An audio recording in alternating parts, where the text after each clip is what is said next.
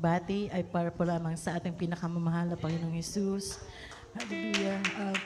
Una po sa lahat, akin pong pinawati ang ating beloved pastor, beloved Pastor Walde Estrada Almeda, at sinasariwa po ang mga beloved memories po ng ating assistant pastor, Lina C. Almeda. Magandang tanghali po sa lahat po ng Almeda children, sa kanila pong mga in-laws, sa atin pong lahat, at sa lahat po ng mga nanonood sa buong mundo. Magandang tanghali po. Hindi ko po inasahan na ako po ay matatawag ngayon, kaya pasensya na po kung ako po ay medyo jittery. Pinapagpapasalamat ko po ang pagkakataong ito na ako po ay makapagpasalamat sa ating pinakamamahal na Panginoong Hesus. Amen. Para po sa ating mga baguhan, ako po ay tinawag sa gawain pong ito sa pamamagitan po ng aking beloved mama. Ako po ay 7 years old po nang si mama po at si papa po ay pinaghiwalay. Nagkaroon po sila ng problema sapagkat po ang aking papa ay marami po siyang vices. Alcoholic po siya, tsaka siya po ay grabe po talaga, chain smoker po siya. So, nung naghiwalay po sila, si mama po ay pinapunta po sila sa Visayas. So, sinama po kaming babaeng magkakapatid. At mga panahon pong yun, si mama po talaga yung ginagayad po talaga niya kami ng lahat po ng makakaya niya. So, lumaki po kaming deboto po talaga sa malaking relihiyon na pinag-aral po talaga niya ako kung paano mag-grocery, ganyan. Every day. Talaga pong every night, nagro-rosary po kami ni mama na sana madinig yung mga panalangin. Pero wala po talagang kasagutan. Parang bingi po yung Diyos na tinatawagan sa dambuhalang relihiyon. Hanggang sa dumating po yung point na nung pinanganak na po yung bunso namin, nagkaroon na po siya ng mga katanungan kung nasaan po yung father namin. So naawa po yung mama ko po, parang nagkaroon siya, nakawawa naman yung mga anak ko, walang ama. So that time po, pero si mama, yung lagi po talaga siyang nagpipray na sana po madinig yung panalangin. Bakit parang bingi talaga yung Diyos na dinadasalan namin, walang tigil. Na minsan papunta ako sa school, grade 1, maalala ko, nagro-rosary ako, sabi ko sana may kasagutan na. Pero isang araw, dininig po ng pinakamamahal na Panginoong Hesus yung mga panalangin ng aking beloved mother. Isa pong ginamit na kapatiran na nakapag-share po sa kanya, na sinabi po sa kanya na mayroon po ba kayong mga problemang hindi matugunan? Sabi niya, try niyo pong magdumalo sa ating gawain. So, si mama naman, nabanggit niya po doon sa kambal niya. So, pinaulakan po nila yung imbitasyon. At hindi naman po sa biglaan na talagang nakumbinsi si mama. Kumbaga, nakailang beses din pong observe. And then, nung finally po na tinanggap ni mama, sabi ko, ako naman po, syempre bata, sabi ko, finally sana masagot na yung mga prayers namin. And malaki po talagang himala. Kasi yung mga bagay na akala mo hindi na masusolusyonan, binigyan ng kasagutan. Yung akala mo na hindi sila pwedeng pagbalikin kasi nga watak po yung family namin. Si papa ko na ahente po siya, napudpad po siya ng hanggang Luzon, hanggang Mindanao na ano po niya. Pero nung nasagot po ng ating pinakamamahal na Panginoon ng aming mga panalangin, sino pong mag-iisip? Sigad lang po talaga yung makakapagbalik sa kanilang dawlawa na yung buong family nila na pinaghiwalay sila dahil nga sa pagiging irresponsible po ng aking ama. So madaling sabi po, nagbalikan po sila. Sabi ko, thank you Lord. Pero sa murang edad, nakikita ko na talagang yung magandang ehemplo po yung aking mama na lagi po siyang nagpapaalala hanggang sa makabalik po kami ng Luzon. Si Papa po is number 1 po yan na taga-usig namin. Yung parang sasabi niya na pare-parehas lang yan, wala namang pinagkaiba, si Jesus din naman yung dinadasalan natin. Parang gano'n. Sabi ko naman, sa isip-isip ko, kung totoong parehas, how come yung papa ko, everyday kung magsigarilyo, sabi ko mauubos niya ilang kaha. Sabi ko sa halip na itong bibili niya, pangbaon na naming mga bata, hindi man niya maisip. Sabi ko, so hindi totoo yung Diyos nila dito sa sa kanilang na sinasabi nilang parehas. Sabi ko. So sa tuwing si mama ko po yung nagpupursige po talaga na mag-church. So hanggang sa nung una si papa ko ayaw niya talagang sumama. Pero pag sumasama naman siya, yung aalak pa rin, ganun. Tapos, ang tagal din niyang nag-observe na sumasama sa amin. Pero yung parang wala lang, sasama siya, tapos aalis, ganun.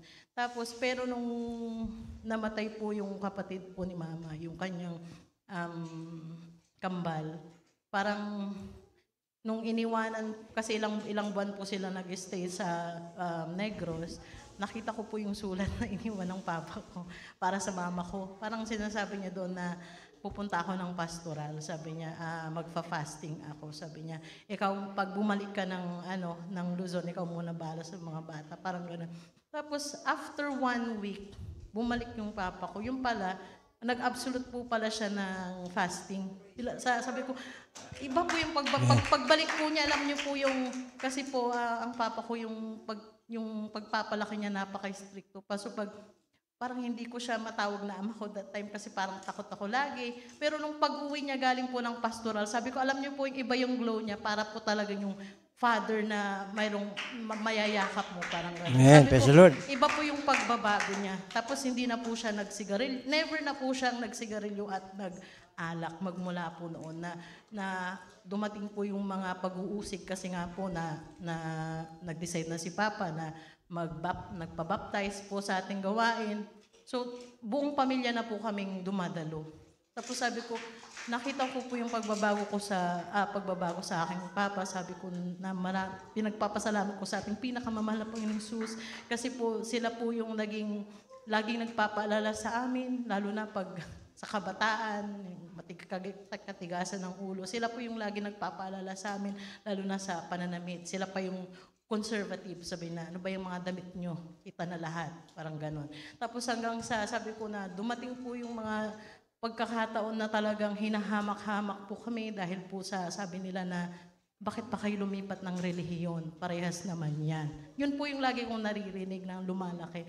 Tapos sabi ko naman, hindi ko maintindihan ba laki nilang sinasabi na parehas. Sabi ko kasi, throughout, sa pag-serve namin, sa gawain natin, sabi ko, laging may kasagutan ng mahal na Panginoong Jesus. Sabi ko, kasi po, financially, sabi ko, hindi man po, sabi ko na yung talagang hirap, lalo po sa Pilipinas, pero talagang sinisikap po namin makadalo ng 3 times a week, talagang nagsasakripisyo pong maglakad ng almost 1 hour para lang makatipid sa pamasahe dahil nga po buong mag-anak po kami, 5 po kaming nagdumadalo.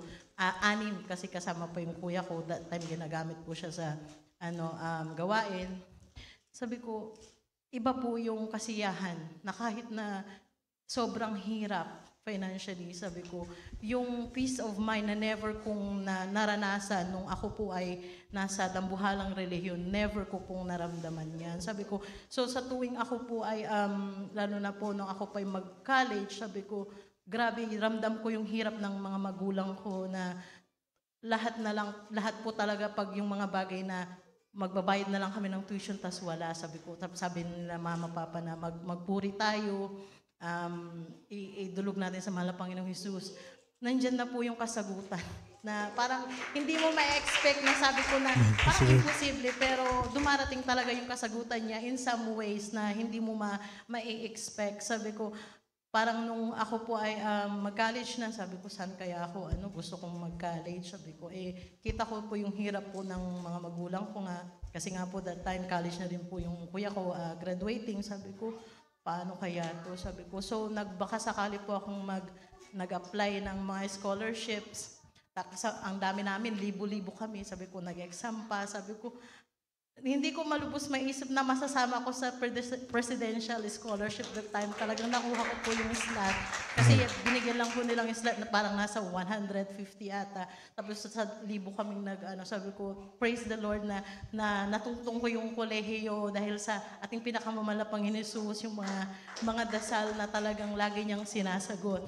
Hanggang sa dumating po yung time na ako po yung mag-asawa na, sabi ko, hindi ko in-expect na magiging way din yun na mapapalayo ko sa kanya. Kasi that time, sabi ko, nung ako po nag-aaral, sabi ko, hindi ko alam yung mga bagay na pag magbabasa ko ng mga patuto ng ibang tao, sabi ko na wala akong ganyang uri ng patutuo. Yung major, sabi ko, I don't have that kind of major na patutuo na parang mamamangha yung buong mundo. Parang ganun. Tapos sabi ko, kaya pala sinabi ni God na tayo po ay mag-ingat lalo po sa pag-aasawa at sa pagpipili ng makakasama sa buhay, lalo na kung hindi po siya mananampalataya na gaya na po natin. Kasi sila po yung nagiging dahilan para tayo ay mawala sa paglilingkod sa mahal na Panginoong Jesus. Kaya po nung that time na makapag-asawa po ako tapos nagkaroon na po ako ng anak, parang siya po yung naging way na hindi ako makapagpuri, makapag-pray. Kumbaga parang siya po yung naging hadlang.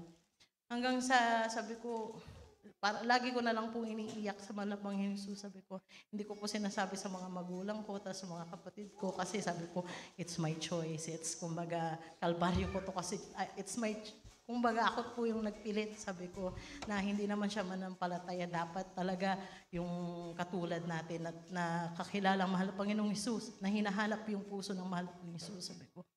Hanggang sa, sabi ko, dumating po yung time po talaga na yung grabe po yung pagsubok na naging suicidal po ako. Tapos sabi ko, hindi naman kami sinusuportahan. Sabi ko, wala. Parang gusto ko nang putulin. Sabi ko, wala nang kasiyahan, sabi ko. Pero may yung still small voice po ng mahal na Panginoong Jesus na sabi na, huwag kang bibitiw anak. Kasi kawawa naman yung anak mo, sabi niya, wala nang tatay, tapos magiging orphan. Sabi niya, kapit ka lang kasi may kasagutan din sa lahat.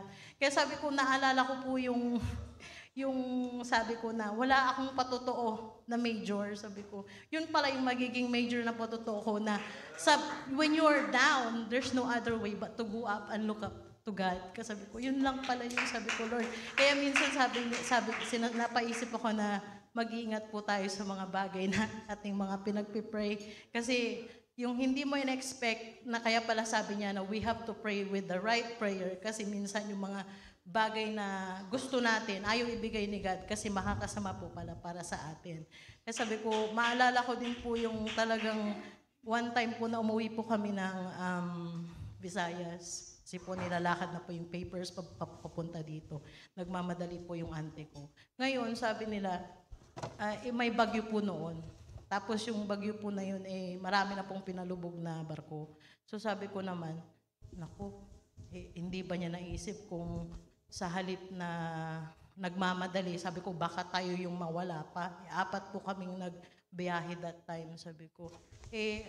Kami naman nung kapatid kong bunso, sabi ko, pray na lang tayo. Kasi ang lakas po talaga ng ulan. Yung alam nyo po, hindi nyo po makikita yung karagatan. Yung makikita mo puti dahil po sa lakas ng ulan. At saka yung talagang yung alon po pumapasok na sa upper deck. Tapos sabi ko, nung after naming mag-pray ng kapatid ko, tinitingnan po namin yung mga tao. Wala po talagang makikita mo po yung buhay nila, hindi po nila kilala ang mahal na Panginoong Jesus. Kasi po yung, alam mo po yung kaliwakanan may nagsusugal.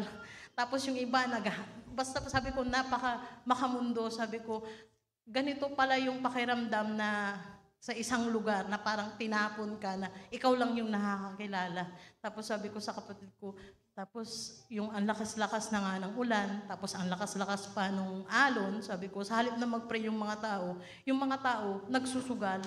Tapos kung ano-anong mga walang kwentang mga pinag-uusapan, sabi ko, mag-pray na lang tayo. That time po, namatay po yung barko. Grabe po yung nabigla po kami ng kapatid ko, tapos sabi ko, pero parang alam niyo po yung napaka-peaceful. Kasi no matter what happens, alam ko po na hindi po kami pababayan ng mahal na Panginoong Jesus. Nalaman ko na lang po yan na napakadelikado po pala na kapag namatay po yung barko. Kasi pag namatay po ang barko, nalaman ko na lang po yan sa asawa ko na kapag namatay po pala yung barko, hindi ka wala ka pong contact. Unless na lang po may makakakitang ibang barko para hilahin yung barko, that's the time na kayo po ay mare-rescue. Sabi ko, even that time, sabi ko, si God never niya kaming pinabayaan. Sabi ko, all throughout our life, sabi ko talagang hindi po niya kami pinabayaan na mahal na Panginoong Jesus. Yan po ay pinagpasasalamat ko rin po sa bawat araw na po sa pag-iingat niya po sa amin, sa pag-provide po niya sa amin sa aming mga pangangailangan. Bagamat di po namin, minsan marami talaga pong kakulangan, pero lagi po niyang ibinibigay sa amin. Amen. Pinagpapasalamat ko po yan sa katalinuhang pinagkakalo po niya sa aking anak na hindi ko naman po siya yung pinapressured, pero lagi nakakakuha po siya ng mga awards sa school. Pinagpapasalamat ko rin po yan sa ating pinakamahal na Panginoong Jesus. Amen. Praise the Lord. Dito ko po talaga napatunayan na ang susi po ng pagpapala yung pagbibigay. Na kapag lagi mo talaga siyang inuuna sa lahat ng bagay, hindi talaga siya nagfe-fail na i-provide yung lahat ng pangangailangan, lalo na rin po sa health. Pinagpasalamat ko po yan kasi recently nagkasakit po ako, pero hindi naman po ako naggamot. Nag-take lang ako ng vitamin C. Awa ng Diyos, mga 2 days, gumaling na po ako. Maraming salamat po sa ating pinakamamahal na Panginoong Jesus. Lahat po yan ang aking pinagpapasalamat, lalo na po ang mga pagsubok, sapagkat ang buhay Kristiyano, hindi naman laging rosas yung buhay. Sabi ko, na-realize ko all throughout ng walk in this ministry with God, sabi ko na kapag masyadong still yung buhay natin, napaka-boring. Nakakalimutan natin ang mahal na Panginoong Jesus. Kaya nagsisend po talaga siya ng mga bagyo para po tayo ay lalim patatagin sa bawat pagsubok sa ating buhay. Marami pong salamat. Hanggang dito na lang po lahat ng kapurihan. Pasalamat sa ating pinakamamahal na Panginoong Jesus po namin. Hallelujah. Praise the Lord. Pinipuan natin mga Panginoon. God bless you.